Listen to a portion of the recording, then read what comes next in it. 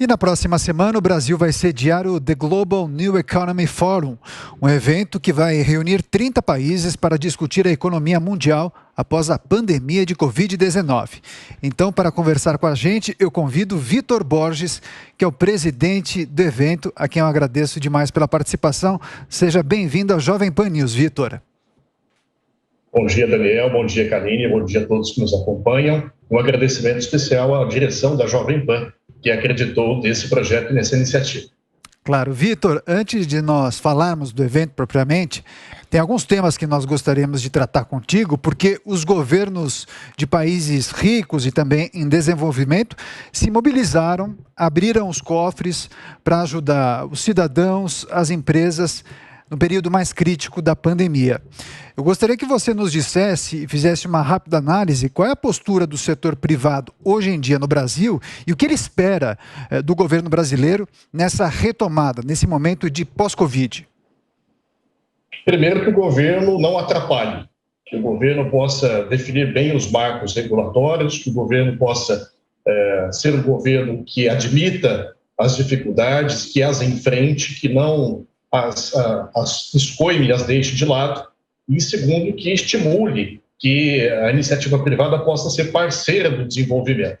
Você veja que os setores onde os marcos legais, como o saneamento básico, como o setor de telecomunicações, as regras foram bem definidas, com agências de controle para fazer o acompanhamento do bom uso para o consumidor. De fato, a iniciativa privada conseguiu aportar recursos de altíssima monta. Citamos aí o caso, por exemplo, do Rio de Janeiro, onde houve a concessão da SEDAI.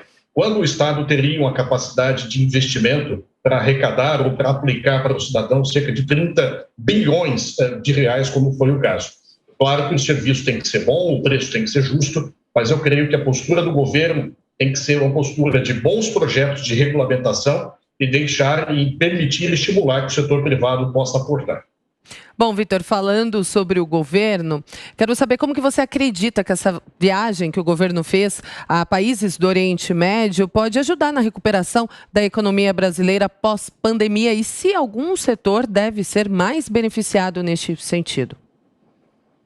O Brasil tem uma posição estratégica, uma diplomacia consagrada pelo Instituto Rio Branco, e ele tem vantagens adicionais porque ele não tem conflito, não tem guerra, não tem disputa territorial com ninguém. É um país, portanto, tido como um ponto pacífico, onde as pessoas podem discutir, podem traçar os seus objetivos. O que nós precisamos realmente é de uma definição clara, de dialogar com o setor privado, com os investidores, porque hoje, Karine, todos os grandes fundos econômicos, eles têm nas suas agendas como pré-condição investimentos para a área de sustentabilidade, a área de compliance, combate à corrupção e eficiência na aplicação dos recursos. Se você tiver bons projetos dentro dessas regras, você está no jogo. Se você preferir negá-las ou não ter uma observação, uma busca ativa para o diálogo com esses investidores, você está fora do jogo. Então, é muito importante que o Brasil possa fazer esses movimentos com bons projetos, com sinceridade, com verdade, abrindo, mostrando também as suas dificuldades e se colocando com a sua vantagem competitiva para o mundo, que é um país grande, de recursos naturais abundantes, e também um país pacífico, de bom ambiente para investimentos. Perfeito. Agora, Vitor, eu gostaria que o senhor analisasse exatamente quais são os setores que se desenvolveram mais aqui no Brasil durante a pandemia e qual é a projeção que o Fórum e também os especialistas poderiam apontar para o crescimento nos próximos anos. Veja, qual o propósito do Fórum? É que a gente possa resgatar o protagonismo do Brasil para a agenda da nova economia mundial. O que é a nova economia mundial? É uma economia que prioriza a sustentabilidade, que prioriza o investimento e a geração de riquezas nesse setor, da economia, da reciclagem, da economia integrada, e também uma economia essencialmente digitalizada. Veja, por exemplo, a experiência do Pix. Quantas pessoas não tinham sequer acesso aos bancos a fazer transações? Isso foi muito importante para que essas pessoas passassem a existir do ponto de vista para a abertura e concessão de crédito, fazer as suas transações comerciais, e o brasileiro, que é empreendedor por natureza, pudesse contar com uma ferramenta para impulsionar o seu negócio. Então, esse setor de compras online cresceu sobremaneira, a digitalização e a bancarização através do Pix é irreversível e os dados mostram isso.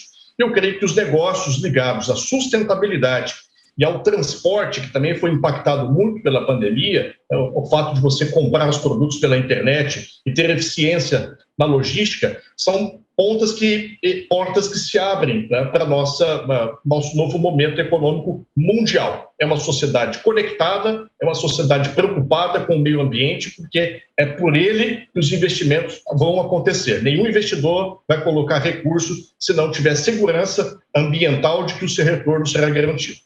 Agora, Vitor, para a gente finalizar, sabemos, é claro, que a pandemia trouxe muitos aspectos negativos, mas o que deu para aprender neste período? Qual a principal lição até o momento? Que o mundo precisa trabalhar junto. Não há espaço mais para o egoísmo. Nós precisamos definir o que é estratégico para o nosso país, saber que o Brasil tem o seu potencial, mas também trabalharmos com cooperação. O fórum que vai acontecer aqui em Manaus, uma cidade escolhida, né, por conta da simbologia que ela tem. O fórum será permanentemente aqui, mas é um espaço em que os brasileiros precisam saber acolher os países internacionais e a gente ter uma agenda de trabalho. Vitor Borges, presidente do evento The Global New Economy Forum, evento que vai acontecer, vai reunir 30 países justamente para discutir a economia mundial após a pandemia. Muito obrigado por sua participação, parabéns pelo trabalho e volte mais vezes à Jovem Pan News. Muito obrigado, bom dia a todos.